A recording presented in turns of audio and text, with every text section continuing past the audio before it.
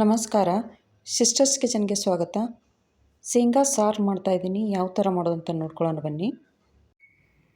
1 bowl ಆಗಷ್ಟು ಶೇಂಗಾ ತೊಗೊಂಡು ಹುರಿದು ಸಿಪ್ಪೆ ತೆಗೆದಿಟ್ಕೊಂಡಿದ್ದೀನಿ. ಮಿಕ್ಸಿ ಜಾರಲ್ಲಿ ಹಾಕ್ತಾಯಿದ್ದೀನಿ. ಶೇಂಗಾ ಪುಡಿ ಮಾಡ್ಕೊತಾ ಇದ್ದೀನಿ. ತುಂಬ ದಪ್ಪನೂ ಇರಬಾರ್ದು, ಸ್ಮೂತು ಆಗಬಾರ್ದು. ತುಂಬ ನೈಸ್ ಪುಡಿನೂ ಆಗಬಾರ್ದು, ದಪ್ಪನೂ ಇರಬಾರ್ದು. ಸ್ವಲ್ಪ ತರಿಯಾಗಿರಬೇಕು. ಸ್ಟವ್ ಮೇಲೆ ಪಾತ್ರೆ ಇಟ್ಕೊಂಡಿದ್ದೀನಿ. 2-3 ಸ್ಪೂನ್ ಆಗಷ್ಟು ಎಣ್ಣೆ ಹಾಕ್ತಾಯಿದ್ದೀನಿ. ಎಣ್ಣೆ ಬಿಸಿಯಾಗಿದೆ. ಸಾಸಿವೆ, ಸ್ವಲ್ಪ ಜೀರಿಗೆ ಹಾಕ್ತಾಯಿದ್ದೀನಿ. ಸಾಸಿವೆ ಜೀರಿಗೆ ಎಲ್ಲ ಚಟಪಟ ಅಂತ ಇದೆ. ಜಜ್ಜಿಟ್ಕೊಂಡಿದ್ದೀನಿ. ಬೆಳ್ಳುಳ್ಳಿ ಹಾಕ್ತಾಯಿದ್ದೀನಿ. 2 ಟೊಮೆಟೊ ತೊಂಡು ಕಟ್ ಮಾಡಿ ಇಟ್ಕೊಂಡಿದ್ದೀನಿ.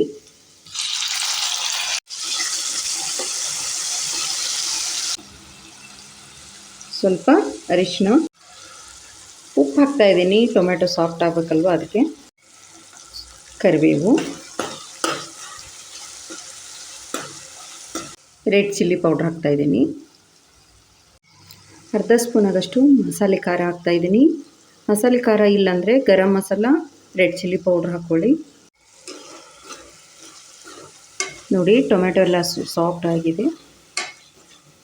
ಶೇಂಗಾ ಪುಡಿ ಮಾಡಿ ಇಟ್ಕೊಂಡಿದ್ನೆಲ್ಲ ಹಾಕ್ತಾಯಿದ್ದೀನಿ ನೋಡಿ.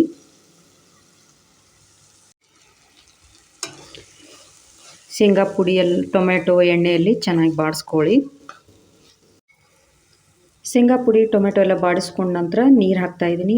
ಕನ್ಸಿಸ್ಟೆನ್ಸಿ ನೋಡಿಕೊಂಡು ನೀರು ಹಾಕ್ಕೊಳ್ಳಿ. ನಾನು ಒಂದು 3 ಕಪ್ ಆಗಷ್ಟು ನೀರು ಹಾಕ್ತಾಯಿದ್ದೀನಿ. ನೀರು ಹಾಕಿದ ನಂತರ ಎಲ್ಲ ಒಂದು ಸಲ ಮಿಕ್ಸ್ ಮಾಡ್ಕೊತಾ ಇದ್ದೀನಿ ನೀಟಾಗಿ. ನಿಮ್ಗೆ ಎಷ್ಟು ಬೇಕು, ಸಾರು ಎಷ್ಟು ಬೇಕೋ ನೋಡಿಕೊಂಡು ನೀರು ಹಾಕ್ಕೊಳ್ಳಿ. ಸ್ವಲ್ಪ ಬೆಲ್ಲ ಹಾಕ್ತಾಯಿದ್ದೀನಿ. ಬೆಲ್ಲ ಬೇಡ ಅಂದರೆ ಸ್ಕಿಪ್ ಮಾಡಿ. ಕೊತ್ತಂಬರಿ ಸೊಪ್ಪು ಚೆನ್ನಾಗೆಲ್ಲ ಮಿಕ್ಸ್ ಮಾಡಿಕೊಂಡು ಲೋ ಫ್ಲೇಮಲ್ಲಿ 3-4 ನಿಮಿಷ ಕುದಿಯೋಕ್ಕೆ ಬಿಡ್ತಾಯಿದ್ದೀನಿ. 3-4 ನಿಮಿಷ ಸಾರನ್ನು ಕುದಿಸಿದ್ದೀನಿ. ಸ್ಟವ್ ಆಫ್ ಮಾಡ್ತಾಯಿದ್ದೀನಿ. ಇವಾಗ ರೆಡಿಯಾಗಿದೆ ನೋಡಿ. ಶೇಂಗಾ ಸಾರು ಮಾಡಿದ್ದೀನಿ, ರೆಡಿಯಾಗಿದೆ ನೋಡಿ. ಜೋಳದ ರೊಟ್ಟಿ, ಚಪಾತಿ, ಅನ್ನದ ಜೊತೆ ತುಂಬ ಚೆನ್ನಾಗಿರುತ್ತೆ. ಭಾಳ ಬೇಗನೆ ಮಾಡುವಂಥ ಶೇಂಗಾ ಸಾರಿದು. ಒಂದು ಸಲ ಟ್ರೈ ಮಾಡಿ. ಇಷ್ಟ ಆದರೆ ಲೈಕ್, ಶೇರ್, ಸಬ್ಸ್ಕ್ರೈಬ್ ಮಾಡಿ. Thank you.